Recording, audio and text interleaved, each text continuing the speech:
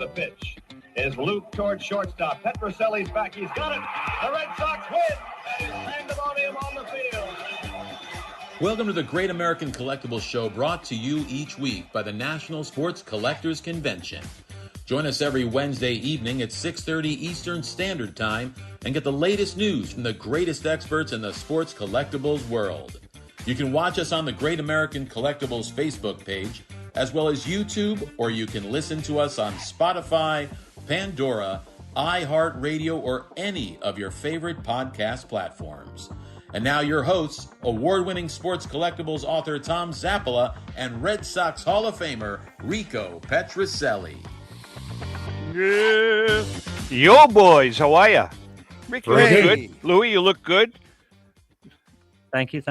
Actually, Hey. Rico, you look half good. You don't look that good. Well, I never look good. I never No, you did. look But good. You I'll look tell good. you,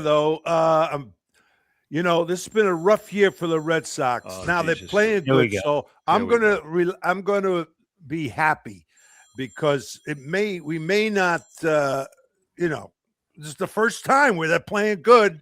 They won how many? Five in a row. No, they've won nine out of Well, 11. I'm They're not 9-2. saying I'm not saying they're going to get in the playoffs or anything like that. We don't know, but at least real true fans, true fans, Lou. Not. I am. Listen, I have more Oh, I Red know. Sox blood in me than you can imagine. Don't give me that stuff. Sure. Is it But, wrong that I've adopted the Dodgers for this year? I'm just going to root for the Dodgers. Just be done with it. Yeah, you can. Hey, Rick, I got a quick question for you before we Yeah. introduce our guest, Michael Variale, and then we have a very special guest, Al Crisafulli from Love of the Game Auctions, with a huge announcement. I may even bid on this, Ooh. but Huge announcement. Rick, question for you. Go ahead. You wrote for the first time that you've written something on Facebook. It was eloquent. It made sense. It was What's the perfect. critique? Do Yeah. you have it? Do you have a copy of that? Yeah. Because I was Well, going to it's say, still well, on hold my- on. The reason I was asking, I meant to call you because today's on deck with Rico question. Ask you your opinion on that. Oh, really? Yeah. Well, I would have to give it. They can read it. But no. That's great. Mike, how you doing, Michael? Michael Variale. All right. All right, Michael Variale from Sports Cards The Hobby is with us first. Michael, welcome. You've been on a couple of times, right? Yes, thank you for having me again. Really Not a appreciate problem. it. Michael, first question I have, how's the fishing up there with for stripers? Is it good? I actually haven't gone out. I think I've only been on my boat just a couple of times, and I've been busy, fortunately, with work. Why? this Where are summer. you, Michael? I'm in out on the east end of Long Island. Oh, all right. Excellent. Yeah, I bet there's some he's good in the stripes. rich. He's in the rich section. Well, Michael, I want to say I did catch a striper. The one striper that I caught had two heads because we're having an issue here in the Merrimack River that we're not going to talk about right now. But there's some two-headed fish going around. Anyways, let's talk about Sports Cards The Hobby. First question I have, Michael, before we get into some of the items, tell us about the library programs that you offer that you've been involved with. Oh, the library programs are fantastic. It's called the Ins and Outs of the Hobby. And for the guests who attend, it's catered to their needs.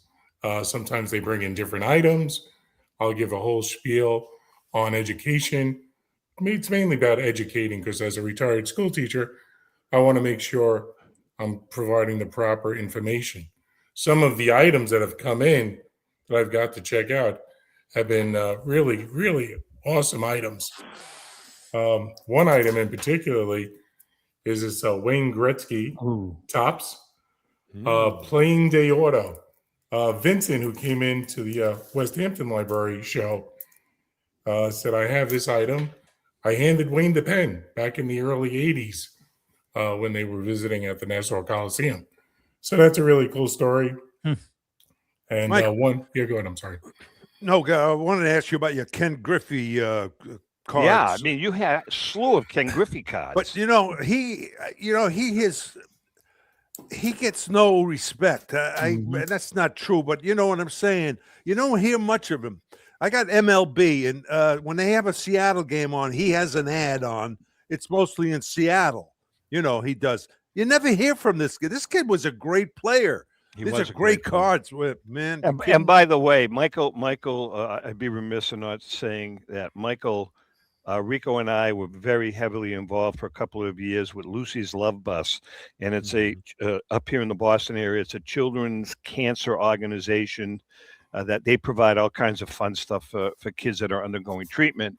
And they had their big butterfly auction a couple of months ago, and Michael was nice enough to donate a Ken Griffey rookie card, PSA 9, that was signed.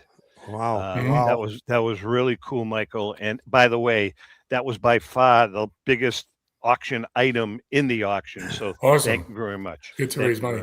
And I saw that card again from with Paul. Well, you know who bought the Borges. Paul Borges bought the card. He's a great guy, Paul. We had fun. You know, I told Paul about the auction. He says, I'm going to buy that card. So Paul bought the card. So that was good. Yeah. Well, Griffey is he's something. He was something. So what are some of the offerings you have, Mike? Go. The two Griffey items that I think are hot items. One is the 1987 Bellingham PSA 10 with the 10 auto. Yeah. There's only 12 of these that exist. Another Griffey card that I think is a hot item, whoops, sorry about that, is this 1989 Tiffany Bowman 9.5 Auto 10. Now, why is this significant? Because there are only 2 PSA 10s and only 4 of these in a Bowman 9.5. Print run is only about 6,000. So when you compare that to the modern cards of players who really haven't done anything, I think there's a more of a trajectory of these cards going. You were mentioning to me that you've seen a pretty good spike. Some other people have mentioned too in Ricky Henderson cards. Are you seeing that? I think the big notice is the on-card autos of the players from the 80s and 90s when they didn't sign the cards like they do today. Obviously, like the Gretzky card was a playing day auto, so it may have more value than as opposed to post-playing day. But this Ricky Henderson in particular is super rare. This is a 1980 Ricky Henderson PSA 9 with a 10 auto. It's a pop 45 with only one 10-10. The difference here is this is one of 2 with an extra inscription. It says Hall of Fame 2009. I love these cards. Yeah, you know, and we were talking to, I think it was Joe Tomasula last week was telling us that autograph cards are on fire, number one. And number two, as you said, Michael, period autographs are definitely worth more. So 1955 Mickey Mantle card signed in 1955 by Mickey Mantle is worth more than a 1955 Mickey Mantle signed in 1967 in Sharpie by Mickey Mantle. Yeah. Right. Rico, did you sign? Do you remember signing? I mean, I've seen. No, I know there's a lot of Rico Petrocelli cards out there, but most of the cards that you've signed recently in recent years with a Sharpie. My question is, did you sign many cards during your playing days in like 67, 65? Because I know not a lot of players did, but do you remember signing cards? Yes. Did. Yeah. Okay. Because in those days, the industry wasn't as strong as it is now, and we signed for people. They wanted the autograph, and they kept the autograph. They didn't throw it on, some eBay or something like that, but to sell. I have a Rico Petrocelli signed card that I got before we met Rico, which is the 1968 Game 6 card where he hit 2 homers, and you signed it, bought it in the shop. Yeah. You had that cards in the studio, Lou, if I remember seeing that, right? No, I don't have it in the studio, but I do have it. Hey, Michael, I want to just mention one thing because I loved Ken Griffey Jr. I think, my opinion, that he was a better athlete all around, with one exception that he didn't do, than Ohtani. Ohtani obviously pitched. I love this. I love the looks on Lou's face. Listen, that's my opinion. He is better. Ohtani's a great player. Ken Griffey never got the real because he played in Seattle most of the time. But this kid was a great all-around athlete, great outfielder. No, he was a great player. Rico, we did a show at one point you weren't on, I don't believe, where people were putting in like their top 15 all-time players. Yeah. And there was nobody after World War II, first of all. But Ken Griffey didn't make any of these lists. Well, no, I understand. Actually, because that's not people true. don't have him on mind. I had him like out of my top 15. I think I had him like 14th. I had him. Yeah, like 14th. yeah, I understand that. People, your tendency to do that because you don't hear much of him. Look at his stats. Of course, Ohtani being a pitcher as well. No, I understand all. You know that the whole deal. 50, but I'm telling you, come on. this kid was just great. All right, let's get back to Michael. Michael, what else do you have? Well, I know that I'm in a Red Sox Nation studio right here. I'd be remiss not to show you a Roger Clemens Tiffany 910. Now, there are no 1010s for the Roger Clemens. There are only 11 of those cards. So is that card pre or post Peds? This would be post. Let me ask you a question about the signatures, Michael. Would you rather have a career era signature or a Hall of Fame signature like the one you showed us with Ricky Henderson? I think I like the Gretzky card. I like the playing day auto. Yeah. But the fact is that Ricky Henderson's not signing anymore. Yeah. And when these players go on, I think that's when they'll shoot up in value. Very cool. So that's Michael. So how I mean, if people want to buy cards from you, how do they do it? They go onto your website. I know you've started going to shows now, correct? Yeah, we've been doing. Well, we take the summer off because of my other work. Right. But they could always. People always reaching out to me, given their opinions or want my opinion on something. So they could always reach out to me either the website, Sports Cards the Hobby, or on Instagram or Facebook. They can call or text me, 631-339-0900. Before we let Michael go, there are DJs and there are DJs, as you guys know. We've all been to weddings with DJs. Michael, I got to say, Michael, I watch your Facebook stuff. Louis, you can appreciate this. And Rico, you are a musician too. So he doesn't Michael's one of these guys, if he's doing a wedding, he's not up there just spinning, records. What he has up there is he'll have a drummer. He'll be doing, the DJing stuff. He'll have a sax player. He'll have a conga player, depending on the situation. You bring musicians in too, right, Michael? Yeah, and what's nice about that, just a couple of weeks ago, speaking of Gretzky, I'm doing an Ocean of Front event, and who's there? Wayne Gretzky. And nice. And everyone's like, "Oh, did you get a photo?" And I always say, private events are private. You respect their privacy. Absolutely. Yeah. But his wife came by, took my card. She was loving the music, so I was like, "That's a plus." That's great. All right, Michael. Are we going to see you at the National? Are you not going to be there? No, I'll be working out here. Okay. Thank you so much for having me on the show, guys. Really appreciate it. Great seeing you again, Michael. Michael Variale from Sports Cards the Hobby. All right, Michael, take care. Bye-bye. All right, Lou, let's bring in. I'm really excited because this is Al. This is, I think, one of your biggest, if not your biggest, yes or no, as far as the news about the upcoming auction. I mean, this is like unbelievable.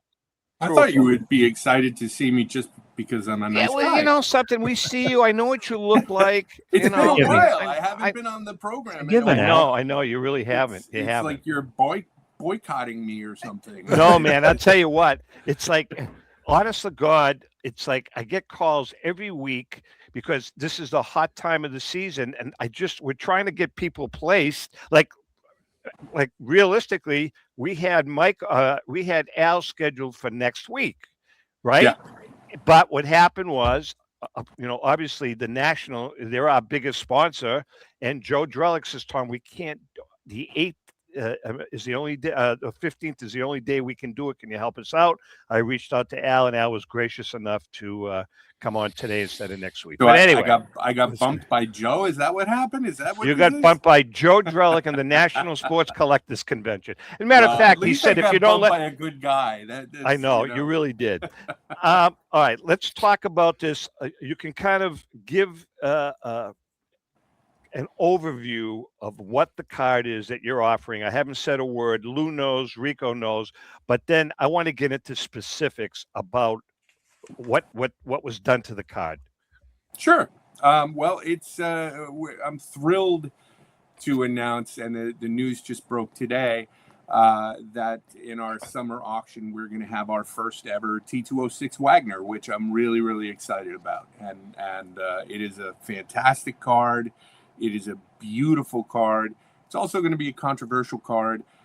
So you know, I'm excited about the whole thing. I think it's going to be really neat. Well, the card, you know, you're saying it's going to be a controversial card. I am, and I know you are too. We've talked about this. Rico's talked about it. Lou, we've talked about it ad nauseum with everybody. We all have a real problem with cards that are trimmed, cards that are altered. That's another category. I'm putting those cards in another category because, and I'm going to use a Monet as an example. Okay. Sure. What was he, a second baseman for the Cubs? Frank Monet. He played for Let me Philly. get into art. Hey, I'll tell you how. No, go ahead. You buy a Monet, and I've seen it on Antiques Roadshow 1,000 times. People will buy a beautiful piece of art, and they say, okay, it's worth $50,000. Yeah. However, if you get it restored, it's going to be worth $100,000. Now, there's a big difference, in my opinion, and correct me if I'm wrong, Al. No, big difference between altering something and restoring something. Now, this Wagner card, it has not been altered, but it's been restored. It was altered. It's correct. I mean, it's yes. What was done? What was done to it? Right. Yeah. So, okay. Tell us about it. So I'll tell you the story of the card, and you can look at we've chronicled all of this at loveofthegameauctions.com. There's a whole section devoted to this card, its story, and the Wagner in general, and the legend of the Wagner, and all of this. So I'll try and be brief. But we've been able to trace this card all the way back to the mid-1970s when it walked into a card shop in New Jersey as part of a collection. And at that time, and everybody who studies Wagner's has seen a photo of this card in its past state.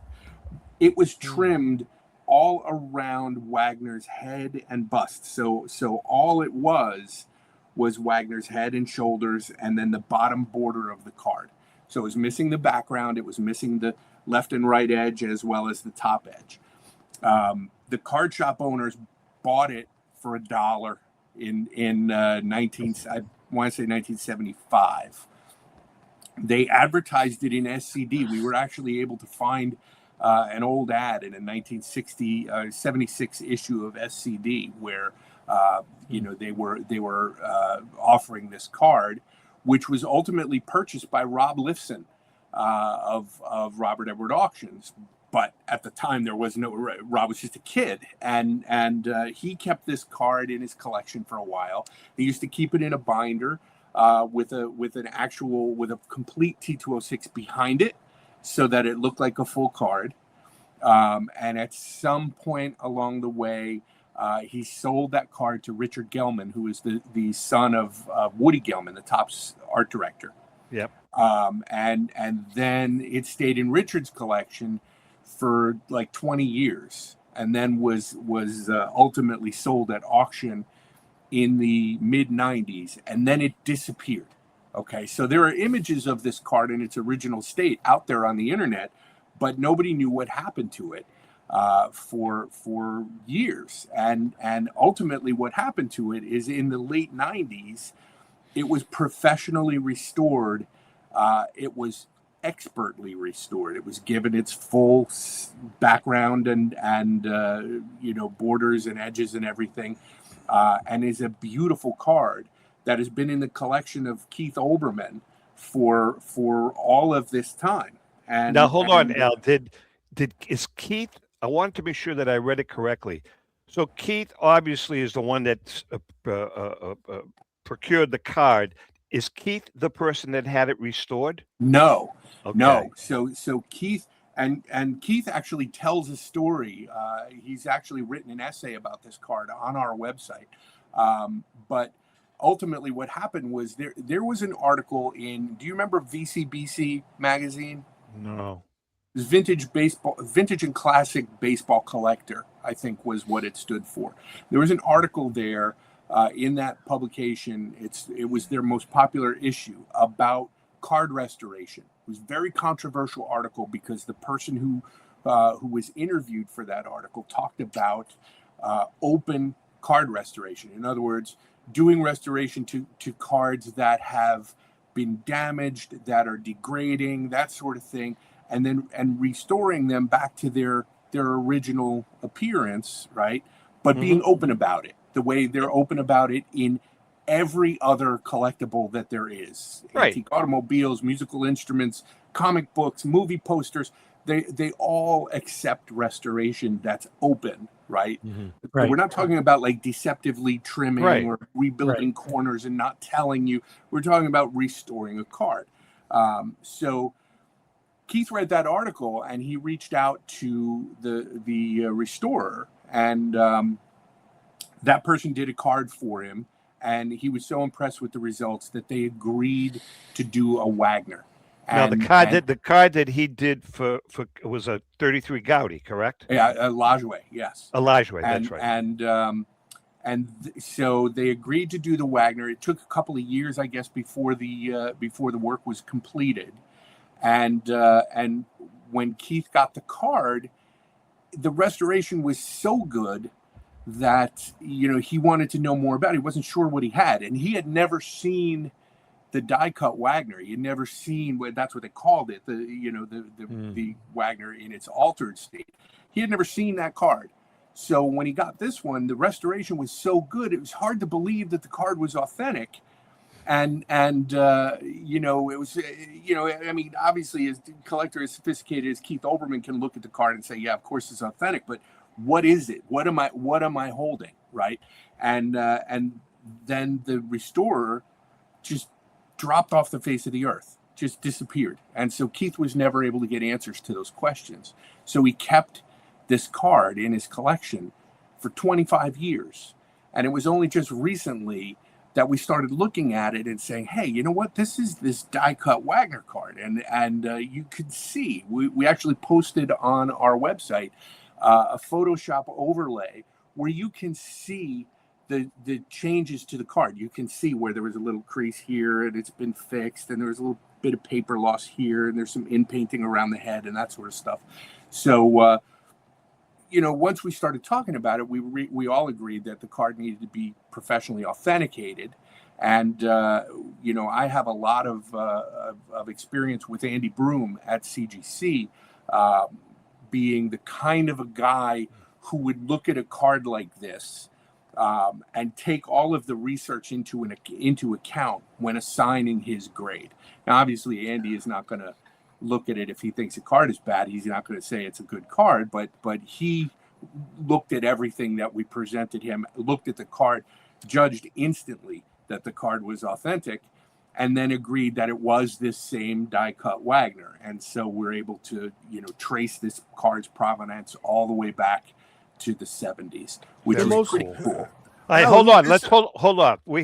Let's take a break now because I want to continue with this discussion. We have a lot of questions. Well, I'm going to forget my question for write it down. Write it down. Right, I'm going to write it down right now. All right, we're going to take a break. Al Crisafulli is in the house. The Wagner is coming to auction, and we're going to get to see the Wagner at the National, correct? At the National and at the Fanatics Fest. Nice. Well, I'm not going to be at Fanatics Fest, but I will be at the National. Yeah. All right, we're going to take a quick break. Hold on. We'll be right back. All right.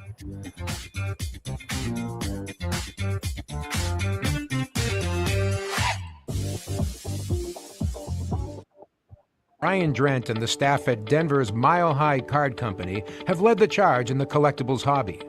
Mile High is a full-service dealer specializing in buying and selling cards and offers a competitive consignment program for all collectors. Whether it be their computerized want list service, appraisals, or auction services, Mile High has it all.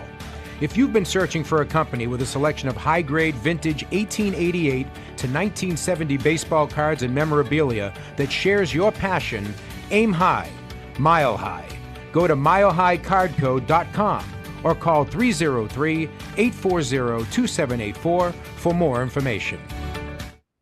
Let's go! Batter up! Hi, everyone. This is Rico Petrocelli. JustCollect.com, a leader in the vintage sports card industry, is giving free appraisals on your vintage cards. They'll evaluate your collection for free and let you know the value of it at no cost and no obligation. If you're ready to sell, JustCollect.com will offer you industry-leading prices to buy your card collection. To begin your free baseball card appraisal, visit JustCollect.com or call them at 732-828-2261. That's JustCollect.com for your free vintage card appraisals and top buy prices for your cards. Check out JustCollect.com today.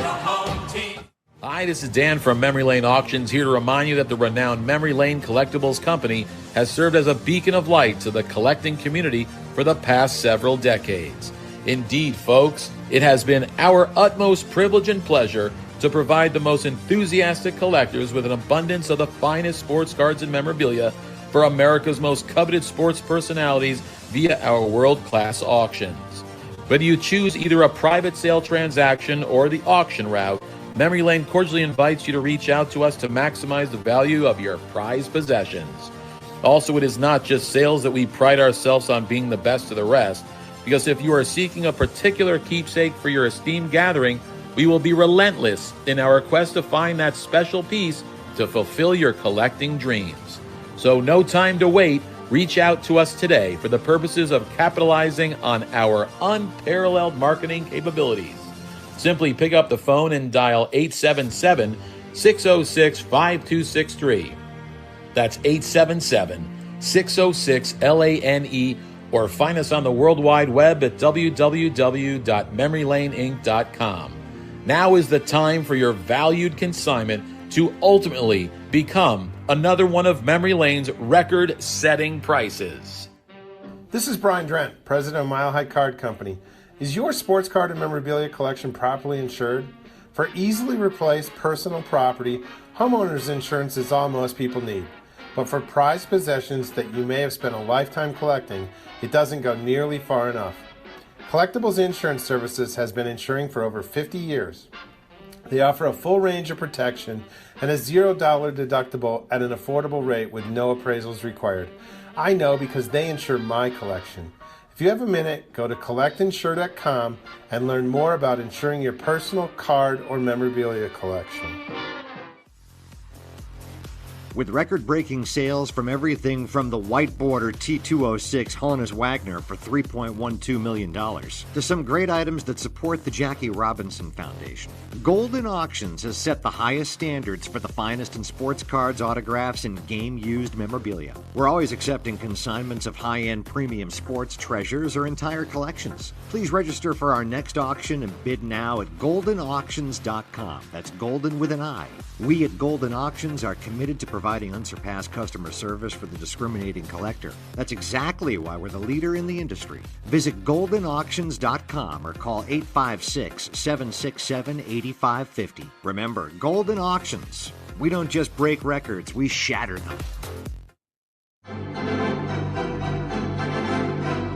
How would you like to own the bat that was used by your favorite player when he hit that towering home run or game-winning base hit? Now look no further than JT Sports, specializing in the sale and authentication of professional game-used bats. As the official authenticators of professional model game-used bats for PSA DNA, JT Sports will guarantee the authenticity of any bat purchased from them. JT Sports also buys and sells game-worn uniforms, gloves, and baseball equipment. The unique quality of the collectible is what JT Sports is all about. Give them a call at 609-487-8003 or check them out at GameUseBats.com.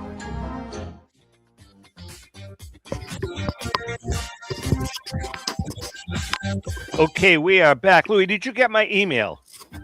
I did not, but I will check it. I'm sorry. Oh, yeah. I sent you an image. Yes, this morning, yes. No, just 5 minutes ago. No. I sent you an I don't image. check my phone during the show, Tom. Well, I emailed it to you. The reason being is if you can pull this off over the next 35, 40 minutes, I sent you an image of the very card that we're talking about. I don't know if you can pull off that miracle, but if you can, fine. If you can't, not a problem. Okay. I got the question I had for Al was, isn't in any card, isn't the player's image on the card the most important thing? Sure. Yeah.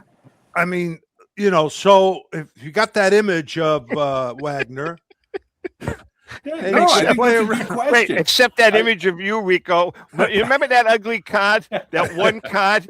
There are no ugly cards of Rico. There's one. My last card. I can. And that was because the guy that took the picture was pissed off at him. Yeah, so he got mad at me. He purposely Topps purposely used that. But seriously, no, I'm going to tell you. I'm going to say something right now that may kick me off the show. And that is industry. No, not about Mickey Mantle's rookie card. To me, it doesn't really look like Mickey Mantle. You're talking about the Topps. Well, yeah. What's the Mickey Mantle not the rookie Bowman. card? Well, not the Bowman, the Topps. Yeah. Well, that's because it's artwork. I know, but I'm not saying it doesn't look at all like him. What you're saying, Mantle had a softer face, even as you're a kid. saying. Well, actually, he's making a good point, Al. Well, hear me out. I mean, the actual image of Wagner, the actual image was who took it? Was Conlon, right? Horner. Right. The Horner image does that image appear anywhere on a card? The actual image?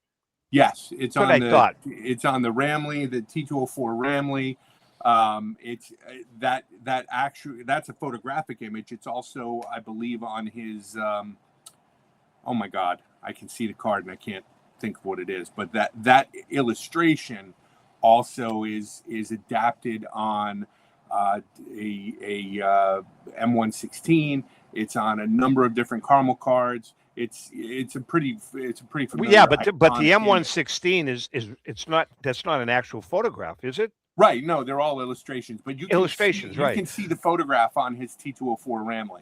Okay, but Enrico, you're saying you feel that an actual photograph is better than an image, like okay, yeah, but I can see that. Don't get me wrong. Yeah, I had a 52 Mantle as a kid, and I didn't know anything about the value, and all I know is he was a great player, and I loved it. Right. I wish I had it, but Louis, good job. Good job. Oh yeah. See, that's a great pick. I mean, so let's look. It's beautiful. It's absolutely beautiful. The restoration work is expert. It's unbelievable what a job was done to this. Is the face, is the actual cutout of his body? Yeah. Is it raised? Is it raised, Al? Off of the background? It's not that it's raised, okay? So, but if you had the card ungraded in your hand and you ran your finger around where the image is, you could feel it. You would feel what you're feeling is actually very light but meticulous in painting that was done, because some of that card, when it was die cut, the very edges of Wagner's face. I mean, imagine some little kid taking a pair of scissors in 1910 or 1920, they're not going to be completely precise. So there were a couple of areas where there was some paper loss around the edge that was treated with expert in painting. And so you can feel that a little bit when you run your finger around the edges of the bust and his head. Louis, can you bring it up? So just I want not the image, but the writing, the labeling on top. It does say it does. Do I see the word restored? Restored, down the yes. Okay, yes. that's good. So it's Because graded authentic restored, and that was part of our conversation with CGC, where I didn't want the card to be graded authentic altered, because the card had been it was altered. It was altered when it was trimmed. It was restored, and so I wanted the restoration to be called out. I didn't want to treat this card as if it was doctored, because that's not what happened to this card. I mean, there's obviously a whole litany of questions that this card is going to bring out, and so I wanted to be able to start. I think, Al, you hit it on the head, Al. I think the important thing is being upfront and honest about it, and being calling it restored or calling it trimmed or whatever. I mean, it's really, Al, what argument is out there? I don't see an argument. As long as it says authentic restored, there's really no gray area there. Yeah, but you don't know the worth. Al, don't you? I mean, you won't know the worth until somebody makes a bid. There have been other restored Wagners that have been sold. There have been other altered Wagners that have been sold. Right. We don't know where this one is going to fall. What I can tell you is that if you take all of the different Wagners that we know of, and you just put them all up without any consideration to which ones have been trimmed and which ones have been, otherwise altered and which ones have been restored, this card is one of the 2 or 3 most beautiful Wagners in the hobby, and it's just expert work. Are the other ones that are restored? Does it say restored? I believe that there are 1 or 2 that say restored. There's another one. If you remember, there's one that's torn in half. It's half the I've Wagner. seen that one. Right, and that one is graded genuine. That's actually the second card that PSA. I've seen that card. That card was sold within the last year. Resold. Yeah. It's all right, Lou. You can put that away. That's thank you so much, Lou. Great job with that image. Al, did Oberman's Lajoie, is that in a slab that says restored? No, I doubt it. It's really? Keith has not historically been a big fan of grading, and you think? But he's a big PSA, real big PSA fan. But so I've never seen that Lajoie. I don't know if it still exists or not even. But the Wagner, I think, was part of what Keith what his original intention was to bring this issue to the forefront and bring it out into the hobby, because it's an important one especially when you start talking about this level of card, which is let's face it, the entire hobby, the entire collecting hobby of cards is driven by the Wagner. It's the most important card, no doubt. And so when you get to that level, I guess the thing that you need to ask yourself is whether or not are you the kind of collector who wants a card like that to wear its age and its damage and all of those things, and as almost a badge of honor, or are you one of these collectors that feels like these cards can be restored with disclosure to their original? I go with the latter there. I mean, I agree with you. My feeling is this. I'll finish this point. My feeling is this: if you have millions of dollars to spend on a T206 Wagner, right? Do you want one that looks like it went through the wash, or do you want one that looks beautiful when the time comes for you to show it to people and show them this is the blue chip, this is the most important card in the hobby? Do you want to show them one that's all creased up, or do you want to show them one that looks fantastic? Again, both. I'll take both. There are people. But let's go back. Let's go back to that piece of art, that Da Vinci, that Monet. Absolutely. I mean, do you want a Monet with a hole in it that fell 100 years ago and something went through it, Or do you want that? I'd rather have the restored piece. No, I'd rather have the whole. The example that I keep going back to is a Ferrari 250 GTO, which is this unbelievably high-end, highly collectible automobile, right?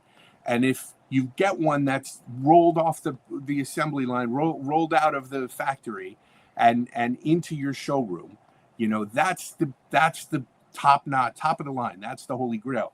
But if you have one that's been in an accident and is repaired and restored with body work and replacement parts that are original to a Ferrari 250 GTO, and it's been, the chassis had to be repaired, but you've got its original guts and it's still beautiful. Way to go. That is still a highly collectible, unbelievably valuable car, and there's nobody in the car hobby that looks at that and says, I don't want that. Well, who in the hobby will accept this? Let's say overall. I mean, that's a good question. I mean, there's no association. Who would it be? Yeah. So, well, my feeling is that purchasing any card is completely the discretion of the buyer and what they want to have, right? So I think in the case of this, the people who are buying Wagners, who are at that level, they also invest in other collectibles and in other areas where restoration is totally accepted if it's disclosed, and so I don't think there's going to be resistance at that level. If somebody big, that's why I always thought that you should have an association, but that says it's okay to do this. No, Rico, here's what he's saying. Not okay. Okay. He's saying, Al, correct me if I'm wrong. I understand. Al's saying at that high level, level of that buyer, those are the people that are not going to question it. The people that are going to question it are the 80% or 70% of whatever it is that can't afford to buy that. I think regardless of what the value of the piece is, right? I think the conversation is a conversation that needs to be had, because the fact that we're not talking about a 1980 Topps Jim Palmer is just inconsequential. Like somebody could do this to a 1980 Topps Jim Palmer also, and so the question becomes, if that is disclosed, and if you look at our website, we're showing you the original card, what it used to look like. We're showing you what it looks like now. We're actually showing you infrared, the card under infrared light, so you can see where the inpainting is. We are being completely upfront with the restoration. It's all described in the auction description. Keith has written an essay where he describes what was done to the card. That's part of this. Well, here's my question about this and what it's going to do to the market going forward. You talk about this card that was die cut. The player was cut out of it. I understand that. A card that's torn in half, restore it, no problem. But at a point in the market where they become valuable and someone who's holding a Honus Wagner 5 or 6 or 6.5 and wants to restore it because there's more money involved in that, we're taking reasonably good cards out of the market a little bit. So the question is, are we taking it out of the market? First of all, the question is that being done now? No. Is that being is our high end cards being altered now without disclosure? Because without disclosure, because what we have here is I have a photo of the 1892 New York Giants in my collection. I collect, you can see behind me, I collect 19th century large format pieces. So I have this photo that I purchased in an auction. It's an albumin photo that had been mounted in a wooden frame, and it was very acidic. So the photo itself was damaged and discolored.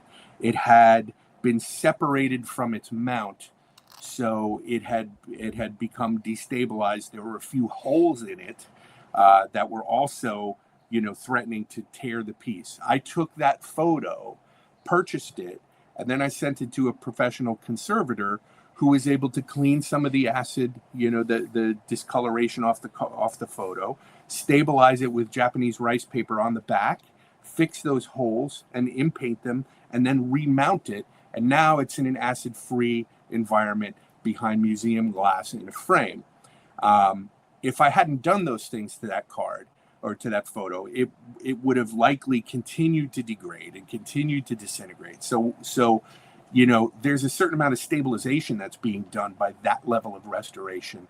And I think that's what's happening here with this card as well, where you have essentially the bust and the head of Wagner, which is not in any kind of a holder. And now you've got an actual card where it's all been stabilized and restored and brought back to its original form. So personally, I think there's a difference between that kind of work and, taking a VGX card and turning it into an X-Mint card by rebuilding the corners. And I think, Lou, I get what you're saying, that like, does this start a slippery slope? And do we get into this thing where every card is restored? I think that you can look at comics, you can look at musical instruments, important manuscripts, historical documents, maps, fine art. You can look at all of these other collectible areas and see how open restoration has impacted the market. Yeah, there is some, there are some pieces that get restored that maybe they would have been fine the way they were. But by and large, that original piece, the value is kind of baked into, the card that's been, or the book or the manuscript or whatever it is that hasn't been restored is more valuable than the one that has. Those hobbies all look at an unrestored original piece and say, yeah, this is something that we're going to. Rico, I'm not. Are you kidding me? Rico, are you kidding us? He's taking a phone call. Do a dash. So, in other words, Lou, I think that you're killing me, Rico. All of those hobbies value an unrestored piece greater than they value a restored. Yeah. Okay. Yeah. And I would think that our hobby would do the same. I also think that the time and the expense involved with doing this level of restoration and doing it as skillfully as this one is probably not worth doing to a 1980 Topps Jim Palmer. Right. It's probably only worth doing to the top of the line card. Yes. Right? Al Crisafulli's in the house. We're going to take a quick break. We come back. We got a couple of other things to talk about. And then I want to get your opinion on a question that we discussed last week with a couple of people regarding the Wagner and regarding the mantle. Hang in there. We'll be right back.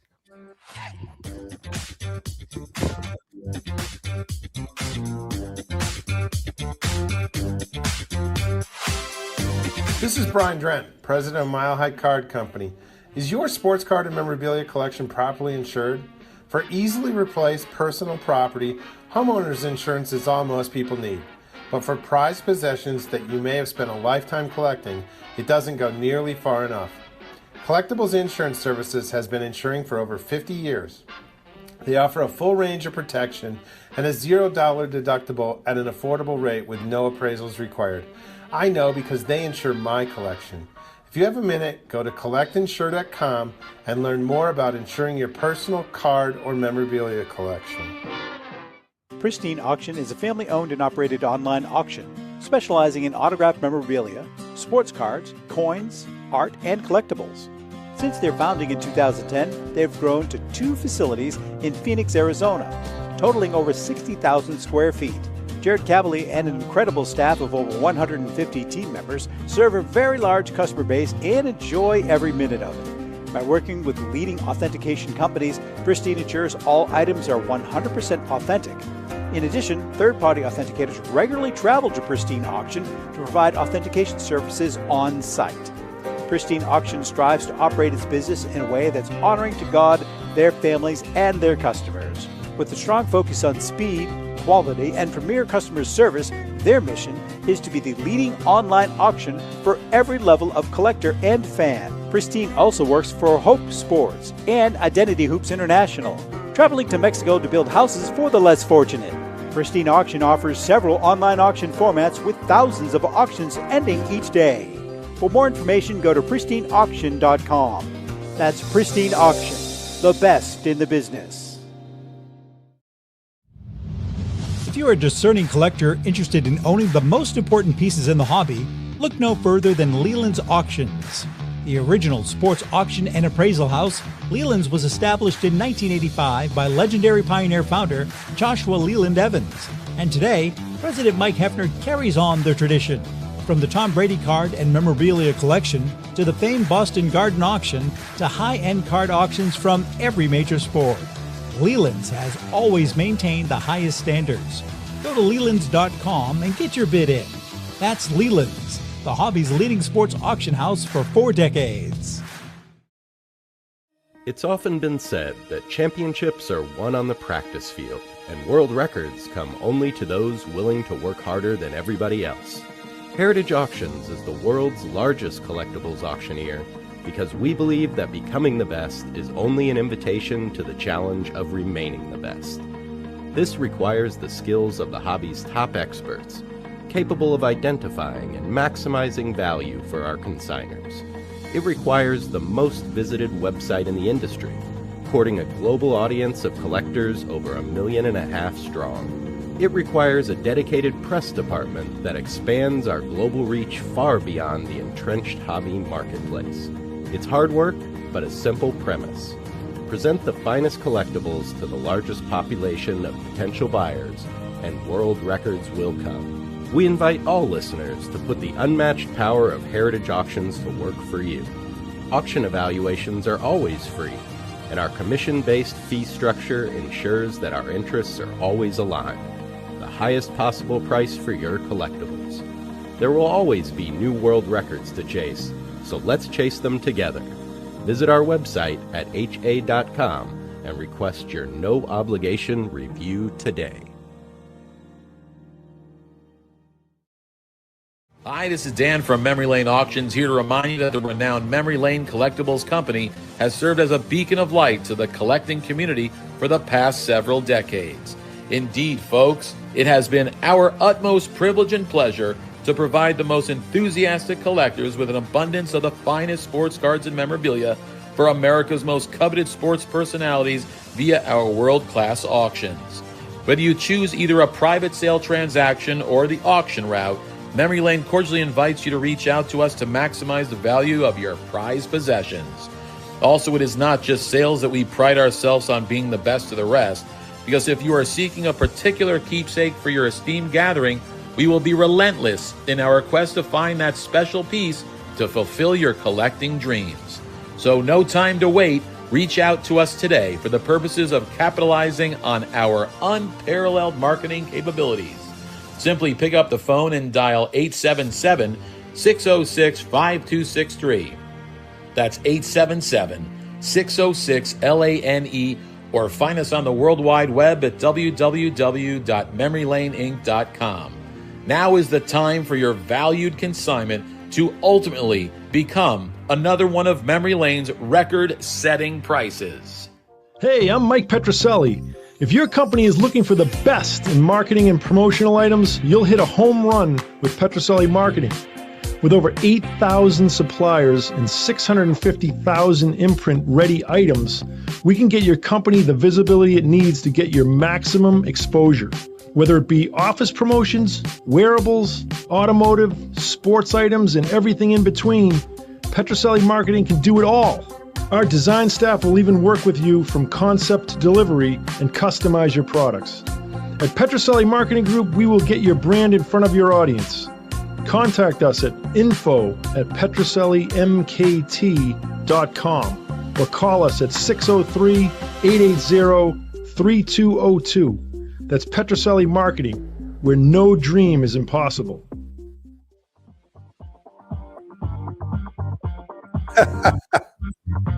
What are you laughing at? No, my son. That picture we did an interview with a guy. By the way, Michael's my old. I have 4 sons, twins in the middle. He's 6'7". So he was a hell of a basketball player. Yeah, very good college basketball player. Good pitcher. He was a sinker baller, but he got into this business. I transferred over to him, and he's done a great job. So yeah, Michael has done a great job. Yeah, well, he does something you never did. He does marketing. He does marketing.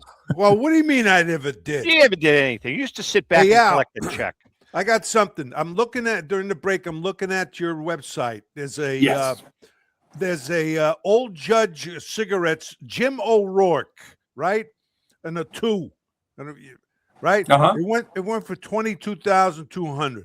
Let me ask you, if that was screwed up, would you redo it? No. Okay. No. Yeah. So you just leave it. Yeah. I think first of all, I think that this is not every card is a candidate for this kind of thing. Yeah. I mean, what this card used to be was not, a card with a little corner wear and some, mild creasing, and also an N172 O'Rourke, as great a card as it is not the most important card in the hobby. And a T206 Wagner absolutely is the most important card in the hobby. So I think, for me, Rico, I wouldn't do that. And good point. You're not going to see Love of the Game getting into the business of having cards restored. That's just not what we do. It's not financially viable. You're not going to make that much more money. It's not financially viable, but that's also not that's not my decision to make as an auction house, right? So what my decision as an auction house to make is to ethically sell this thing and to try and position it with all of the information so that buyers can make a decision that they're comfortable making. And so what you're not going to see me do is try and say, oh, look, it's a 6. That's why the business needs an association. I'll tell you why, because in its charter you would say not allowed to restore, et cetera, et cetera. Right. And so now you have, here it is, gang, somebody gets caught restoring, whatever penalty. There's been a lot of discussion about a hobby association over the years. I sat in a meeting in the 90s. I sat in a meeting in the corporate offices of a giant company that doesn't exist anymore, with a bunch of other collectors, with the goal of putting together a hobby association. And ultimately, what it always comes down to is who gets to be in charge of that and what is their agenda, and who gets to be a part of that association. The owners, you guys are the board. But you know what I'm saying. But are we all ethical enough to deserve to be in that role? Well, that's a good question. I think I know you are anyway. There was one I can tell you. When I was sitting in that room where we were going to be talking about this association to discuss the ethics of the hobby, right? Yeah. And I'm sitting in there, and the pizza guy shows up. Pizza guy shows up with a couple of pizzas, and then there's a knock on the door, and the door opens, and 2 people walk into the room who I knew, and as soon as they walked in, I was like, "Oh, well, that takes care of this." That's good. This is going down the chute. No business being in this room, and all right. So I was like, "Oh, all right, listen, we're chatting with Al Crisafulli. We've been touting it for a couple of months now. Everybody kind of knows that we're real excited, and Al's been part of it. Ellen and I are going to be launching our final book at the 2027 National. We're real excited about it. It's called Legendary Finds and Sports Collecting Treasures. And we're excited, and Al's been a big part of it. All of the auction houses, private collectors, everybody's kind of stepped up to the plate. It's going to be a cool book. There's some great backstories to some of the greatest finds, that exist. But I wanted to take a minute to talk about our series of award-winning sports collectibles books, Lewis. Over the years, Ellen and I, along with longtime hobby legend Joe Orlando, John Mallory, our own Lou Blasi, who else? and some other people. We've been fortunate Frank enough. Monet, Jack Monet. Yeah, exactly. We've been fortunate enough to win 12 national awards with our book series, including the prestigious Ben Franklin Award, which is the highest honor you can get in the independent publishing world. So we're especially proud of these books because they're filled with amazing stories and great sports cards and information, memorabilia information. And if you'd like to add one to, or even the entire collection to your library, you can get them at tomzappelinmedia.com, tomzappelinmedia.com. And I think you're going to love them. As I said, several of the books, periodically we have them on sale. I think a couple of them are on sale right now. I know the Diamondbacks collection is on sale. The only book that is out of print, quite frankly, is our first book, the T206 collection, The Players and Their Stories. And the reason being, we sold the rights to that book probably about 8 years ago. There is another second printing of that book by Derek Hogue. It's a great book. And you can go to Derek's site to purchase that book. But if you want some good books, great Christmas gifts, go to tomzappelinmedia.com and you can pick them up and hopefully add them to your collection. All right, listen, a couple of things I want to chat about. First of all, it's Rico, let's do our segment now. It's time for our segment On Deck with Rico, brought to us each week by our good friend Brian Dwyer and the great staff at REA Auctions. Don't forget to get your bid in by going to collectrea.com. That's Robert Edward Auctions for extraordinary results and extraordinary service. All right, Rico, this question was submitted by a guy. His name is Paul Malone. It says, Rico, you managed for years at the AAA level. What changes would you make as a manager with this current Red Sox team? Well, it's not so much changes as an addition. Certainly, I would like to get another power type hitter, which really helps. A lot of people don't realize that when that's a particular hitter, your big hitter, let's say in my day, Carl Yastrzemski or Fisk or, whomever, it helps your lineup. When he's out, they pitch a little differently. They're not, their pitches a little more aggressive. They don't want to get to that guy, who's gonna win a game for you. They don't want him to win it. So anyway, there's a lot of good things happening right now. They're hitting well, but you could always use more pitching. But I think they're going to try to go after a hitter, a power type hitter, and I'm not sure if they'll spend the money, but that's one thing. I mean, you could be here an hour. You know what's sad though, Rick? They had one, and they let him go for nothing. His name was Kyle Schwarber, and they let him go. Well, that's one. Yeah, that's not just one, but Devers. A lot of people don't like Devers, but what, Louis? He would have owned this town, Kyle Schwarber. Of course. I mean, he owned it for a year. He owned it. Oh, there's no doubt. Let me ask you this, Rico. If we're going to add a bat, and let's put Al, jump in here, brother. Let's put the money aside here for the moment and assume they're willing to spend, which is a big assumption. Where are you going to get him? Are you going to get him at third base? Are you going to get him in the middle infield? Are you going to bring in another outfielder? Is Contreras okay at first? You got to trade. You got to trade some of the outfielders. Yeah. You're not a Durant fan at all. I am. So I like him. I like Durant. I thought he was I'm not saying I wouldn't trade him. We're not saying in the right deal. It all depends, Lou, who's available. Yeah, it all depends on who's available, and they need like I said, another right-handed bat. You got the kid in center field. He's going to be a hell of a player. He's good right now. Cedeno, Rafaela. He's what is he? 23 years old. By the time these guys get to 25, 26 years old, they're so much stronger, so much wiser, and even with Anthony coming back, Lou, they need another bat. They have the makings of a good pitching staff if everybody's healthy. I've never seen so many left-handed starting pitchers, even bullpen, but especially in my life, I mean, it's incredible. The Red I know, Sox. but it's a good pitching staff. It is a good pitching staff. It is. It All is. right. And Well, so anyway, we appreciate the input.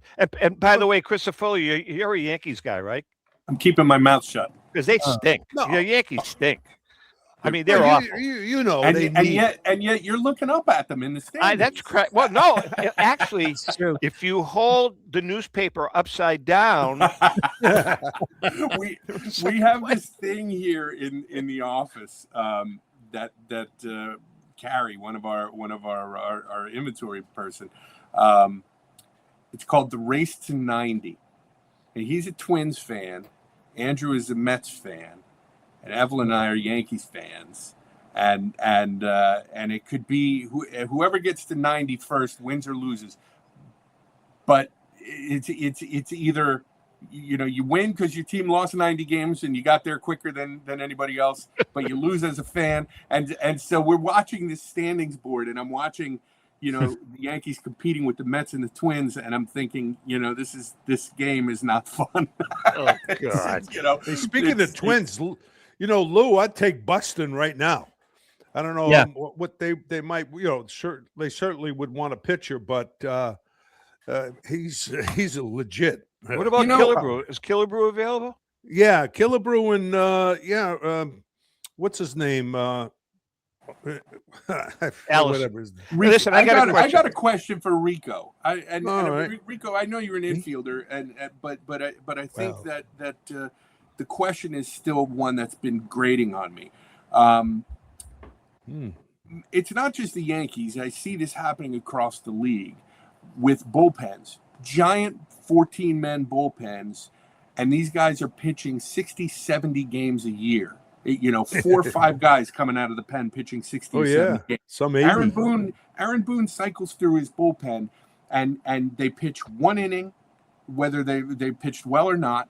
They could be lights out, strike out the side, and they're done after one inning.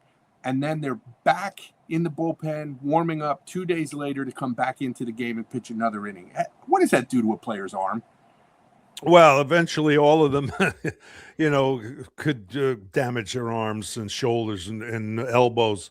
But, the game now, it's bullpens. That's why your starting pitchers certainly important. You want them to go at least 7 innings. But your bullpen that's going to be probably the most important part of the game. I don't get it. They're pulling pitchers after 80 pitches, and starting pitchers, whether it's the 3rd inning or the 6th inning or the 8th inning and then in the bullpen. But you got to pitch to 3 hitters. They have to right.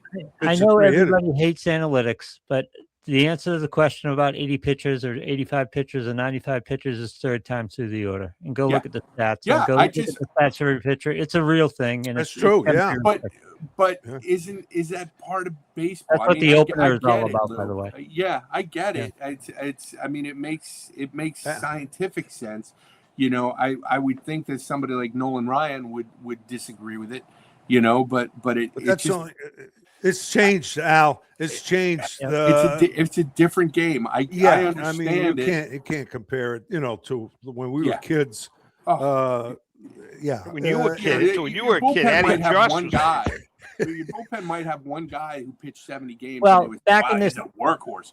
Back in this all-time great discussion, we were talking about Juan Marichal. Tom did a thing on Tom Marichal in one of the books. I think it was Rico's All-Star or Hall of Fame players that he played with. Juan Marichal pitched a 16-inning game. Can you imagine a guy going 16 innings in the majors today? No. Tion went 15 innings. Tion went 15 innings in Anaheim. I saw somewhere. Never happened. Forget it. It would never Bob happen. Gibson. That's 3 games for record some in 1968. And if you look at his game log in 1968, is like he pitched 9 innings, 8 innings, 9 innings, 9 innings, 8 innings, 10 innings, 8 innings. Like every outing was 8 innings. Did Bob Gibson? Did he ever have arm problems? I don't know the answer. That I know of. Right? There weren't as many arm problems, but the thing is, in my day, if you had a bad shoulder or Tommy John, you were through. Yeah. Right. Your career was over. But this is guys the like all-time it great makes me wonder about guys like Fidrich and what could have happened to Fidrich with. Yeah, that's a good point. This is the all-time great discussion in a nutshell, because the biggest myth in baseball is that it's been the same game for 150 years, and it hasn't. No, it hasn't. We know that. You have guys with their batting statistics. They're batting against starting pitchers who are throwing 130, 140 pitches. That's a whole different game. I don't care what area you played. You're throwing your 140th pitch. You're not as good as you are on your 80th pitch. Lou, that's why you can't compare, eras. How are you going to do it? Tom, remember, Tom, you used to say, well, the so-and-so could hit in this era. Well, I always said that in my opinion, there are certain pitches that have since departed us that could, in fact, pitch in today's game. Now, I'm not saying that they're going to pitch a 9-inning game, but I'm saying they could pitch today. And a lot of it has to do, again, people laugh at me, but if you really, and now I'd like your opinion on this. If you really evaluate and analyze slow motion images or vintage movies of Walter Johnson pitching, hear me out. I think that Walter Johnson, I'm not going to say he's going to pitch 9 innings, but I say he could pitch, and I'll tell you why. Because based on all the science, he threw around 92, 93, 94, but he had a 3/4 sidearm, and he had a knack for releasing the ball just as it came in front of his uniform. And his ball was next to impossible to pick up. He couldn't pitch, Al. You don't think he could pitch today? Pitching. So my opinion is that if you took a player, it's funny because if you remember, we had a discussion like this at the National with Joe Orlando, and he positioned this in a much different way than I had ever heard it before. My feeling is that if you take any player out of the 1910s, and I am a big fan of dead ball era baseball, but if you take any player out of there and drop them into today, it would be like taking a high school kid and sticking him on a major league ball field. Like there's just no comparison between the athleticism and all. Yeah. But if you take that human being out of 1910 and you drop him into today and give him access to all of the medicine and all of the nutrition and all of the exercising, and he could play. I mean, remember, even when I was a kid, when Brian Downing started working out and getting big and bulky, back then the conventional wisdom was lifting weights hurt your flexibility, and if you were a baseball player, you shouldn't lift weights. Couldn't do it. Everyone went against Fred Lynn when he was doing the Nautilus. Everyone was thought it was radical. Yeah, and so I think that was conventional wisdom, and it was as recently as the 1970s. Here's what I call it, Al. I call it the cornfield argument. Are we talking Babe Ruth walking out of the cornfield and playing today? Because have you guys ever been in a batting cage and seen that first pitch? That's what Babe Ruth would look like. He'd be stunned. It's with crazy. His 40-ounce bat, forget it. Yeah. Babe Ruth, born in 2000, however, could play in the game. Who knows how it would turn out?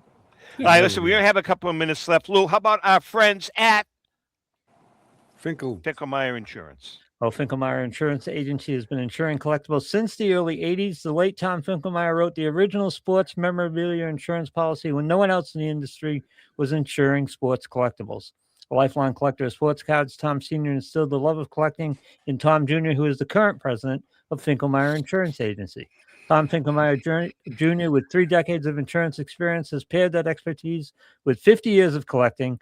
And with a litany of professional designations, including counseling and risk management, Tom covers every aspect of your collectibles insurance needs. Unlike some companies that just sell collectibles insurance directly to the consumer online, Finkelmeyer Insurance Agency is the only independent retail agent who specializes in sports memorabilia and collectibles nationwide. Representing all major companies that sell collectibles insurance, there's no agent that insures more collectors, dealers, appraisers, auctioneers, or events in the collectibles hobby than Finkelmeyer Insurance. Our good friend and hobby legend, John Tobby of JT Sports, has been using Finkelmeyer Insurance for over 20 years. If you want to get involved, and you do, go for more information to thefaa.com. That's Finkelmeyer Insurance, where collecting is our passion. All right, before we leave here, I want your opinion, the 3 of you. We asked this question last week, so actually I'm not going to ask Lou. Al, you first. What do you choose? You have to choose one. Marshall Fogel's PSA 10, 1952 Mickey Mantle, or Kenny Kendrick's PSA 8, McNall, Gretzky, Honus Wagner. Wagner. Can I nitpick? Sure. Can I nitpick about something? I hate Sure. to correct you. But I feel like I have this platform, and I should use it. Quite all right. His name is Honus. Honus Wagner, not Honus Wagner. You're 100% right. Yes. We all try to match it with the word bonus. Right. It's His Honus name was Wagner. Johannes Right. Peter Wagner, which is shortened to Hans and John and not Hone and Bone. And so he's Honus Wagner. Now I tell you what. Honus. All right, Rico, what do you say? What's the Lap LaJoy thing? LaJoy. LaJoy, right? LaJoy. Right. To me, Rico, LaJoy. PSA 10, Marshall Fogel's highest rated in the world. Mantle. You're Period. going to go with the Mantle. Louis? He's a hero. Mantle guy. Rick was a Mantle guy. The Mantle is an iconic piece of American history from an art standpoint, from a card history. It's even bigger than the card, so I'm going to Mickey Mantle. Wow. I'm going for Mr. Wagner. No doubt, hands down. I think that Wagner, Kendrick's Wagner, is the top card in the hobby. Like if you like, it's the most valuable card, and whenever it sells, it will never sell. But when that card changes, it's going to change hands eventually. I mean, let me tell you something. Let me tell you what my conversation. This is public. I mean, when back in March, we were talking on the phone, and we talked about, because I said Kenny, he was offered $40 million for that card. Turned it down. So he says, let me tell you about if it's ever going to go anywhere. His son, he's got one son. And he had a family meeting, and he said to his son, who's now grown up, he said, "You have to promise me that you will never sell this card." And his son said, "Dad," Ken Kendrick, he said, "Dad, I promise you we will never sell this." And they don't need the money, obviously, but he said, "I promise you we will never." That card is going to stay for, I don't know how many generations in that family. It really is. But yeah, before we go, I have a really cool little project that I'd love to work with you on. And we'll talk about it someday off the air, but it has to do with that Honus Wagner. It has to do. It's a hard. It has to do. It has to do with Kendrick's card. There's a great backstory to it that we've been working on, Ellen and I, for 6 months, and there's a few dots we can't connect, but there's some really cool information that we have with the help of Ken It's on cost that you, pal. some really cool stuff that dates back quite far. With that being said, don't tell anybody. You told the whole story already. No. I didn't tell anyone near the story. But listen, we're going to see you at the National with Honus Wagner's card. I don't like Honus. Wagner will be at the National at the CGC booth, as well as at the Fanatics Festival at the CGC booth. Is Oberman going to be there?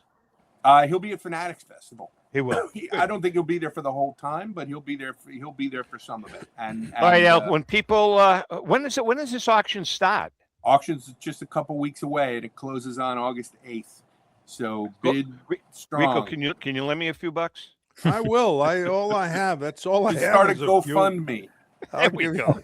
All right. Love of the Game Auctions. It's loveofthegameauctions.com, right? .com, or you could just do lotgauctions.com, and either one will get you there. All right, brother. We love having you. You have been one of the bright lights on this show of many dark lights. Thanks a lot, Lou. With no respect. What is this? He's absolutely right. It's always good to see you guys. Rico, you're going to be at the National? No, I can't. Got a bad back. Hold on, Al. You know why he can't? No. Yeah. He looks at, okay, here's what the Red Sox are going to pay me for appearances, and here's what Tom is going to pay me for appearances. No, it's not You're that. lying. I can't. I got a bad back. I can't sit. No, I wish I could be there.